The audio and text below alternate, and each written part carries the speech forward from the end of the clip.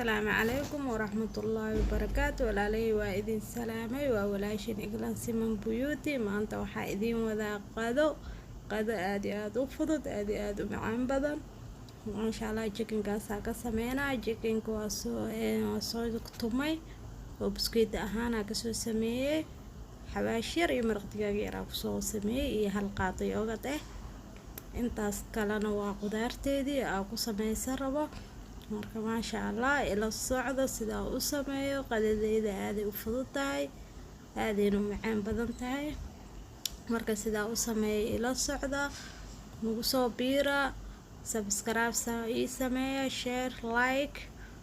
هذا الحمد لله أول بلا بداية، الحمد لله آخر بلا نهاية، الحمد لله من تكلم سمع الله كلامه، الحمد لله من عاش فعلى الله رزقه، الحمد لله من مات فإلى الله منقلبه، الحمد لله العلي الأعلى، الحمد لله على العرش استوى، الحمد لله له الأسماء والصفات العلى، الحمد لله حمدا حمدا، والشكر لله شكرا شكرا، الحمد لله الذي أحيانا، الحمد لله الذي رزقنا، الحمد لله الذي أتم علينا الصحة والعافية، الحمد لله أعاننا على صيام رمضان،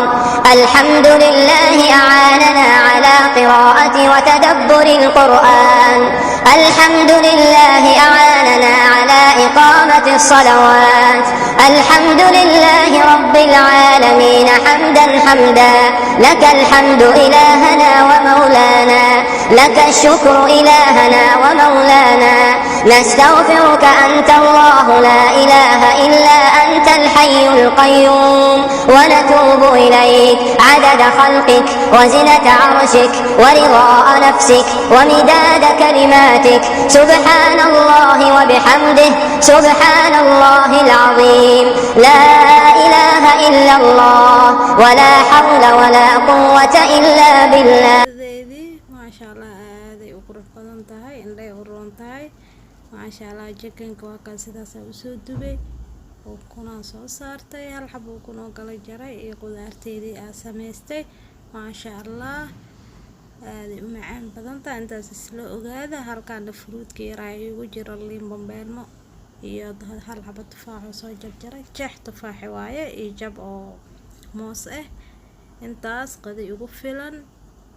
intaan haysan ilaahay siiyo, inteesada Allah u barakeeyo. walaalayga qaaliga challenge ku jira gabdha baayaal oo Afrika joogana hadda iskula jirnaa.